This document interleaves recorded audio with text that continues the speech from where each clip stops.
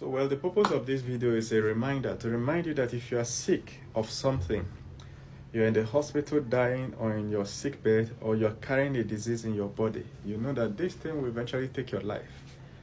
Research this sickness by yourself.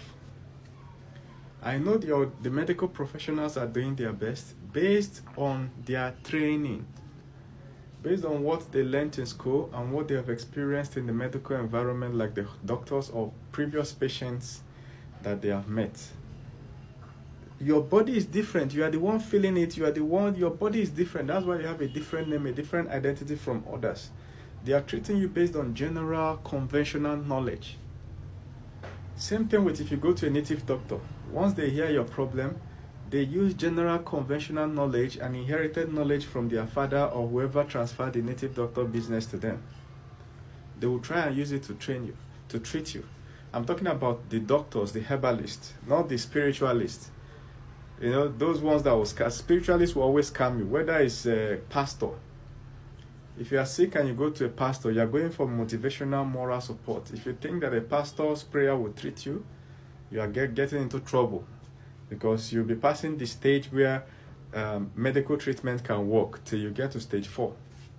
So if you are sick, even though you are getting treatment, take your phone, take out 2 weeks to 1 month every day, reading up everything about that sickness. So, number one way to read up is try and type the symptoms, all right? Assuming you don't know what sickness it is. Sometimes when you've gone to hospital and lab, they will tell you what sickness it is. It's even better if you already know. So you can now know what to type on Google. But if you don't know, you type the symptoms. You start reading.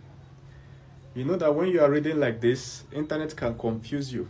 At the end, you will think that it's something else. But it's better when you already have your test results. You read up everything about that.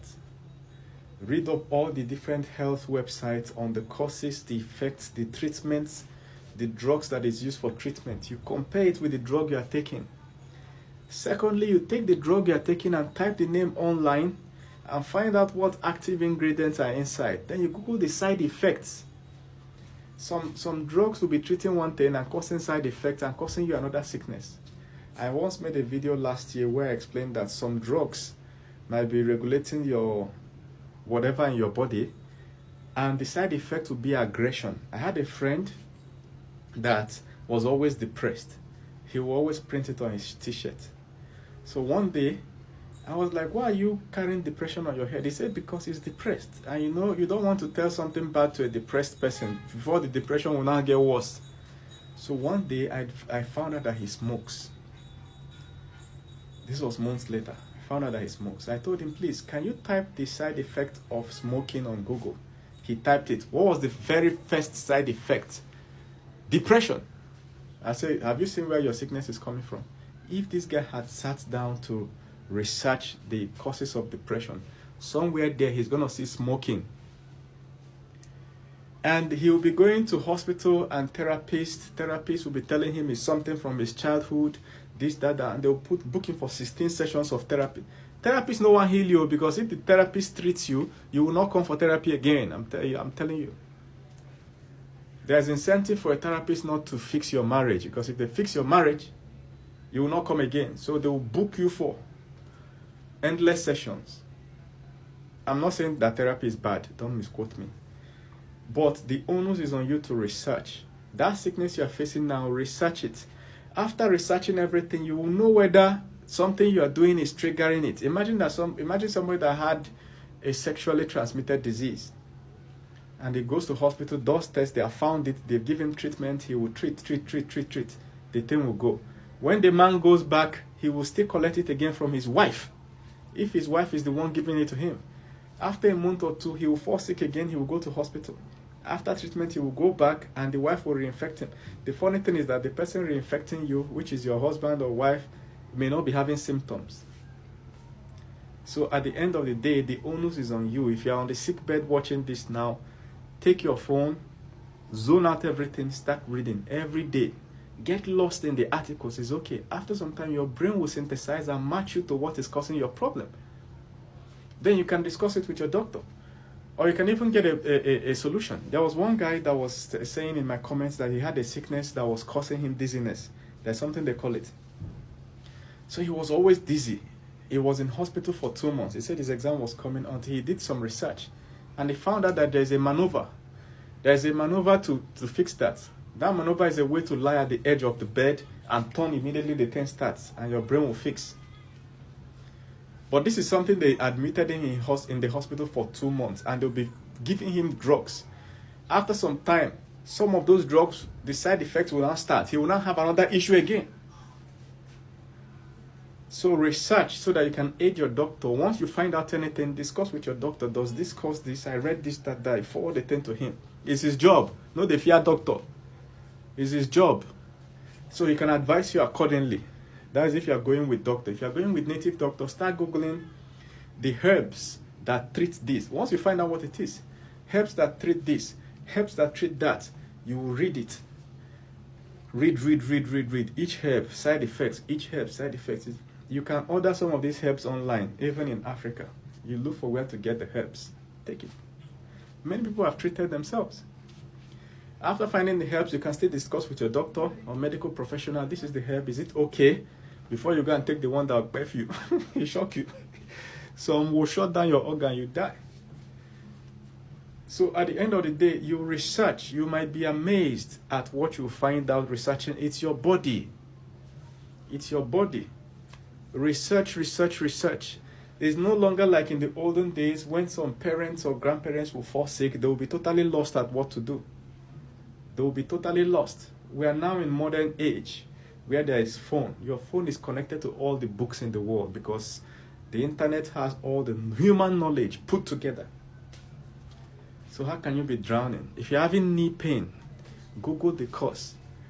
One day I found out that my waist pain was coming from taking sugary stuff. I used to have waist pain every day since I was like 11 years old. Until eventually as an adult I found out why. When we were 11 years, we used to take tea in the school dormitory every morning. They would serve us tea. The tea had sugar. The sugar was reacting differently to my body. It was fucking up my waist. I will always have waist pain. Always have waist pain. Do you understand? After massage, the next day again it will start. It was as an adult that I found out. And here's how I found out. And I want you to apply this formula. If you're having any sickness now, start writing. And the sickness aggravates on some days. It gets worse on some days, Take a sheet of paper and start writing what you eat. So this morning, if you eat yam and pepper soup, you write yam and pepper soup. What fish? What kind of fish? You write it. Monday morning. Monday afternoon by 2 p.m. you write it. Monday evening you write. After like a week or a month of documenting what you eat, every time you have a challenge in terms of health challenge, that thing comes again. Maybe somebody that goes mad. Some people, some time of the month, they get crazy. They will start giving them drugs to bring them down. Whatever it is, you will note it. You go to that food place, you note the day it happened. By the time it happens twice, you can now see the food you ate before. It shock you.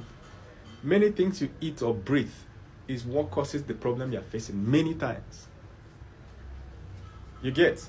I always tell the story about a woman that will always have heartburn, and it occurs totally at random. Every time, chest burn. But then it's at random. Sometimes it will go, sometimes it will happen. What is happening? She'll be taking drugs to fix it. You will go, they will give you antacid and this, that. So one day when we started documenting what she was eating, we found out that it happens on the same night she ate beans. So if she eats beans in the afternoon, before night it will start. The whole night she will not rest.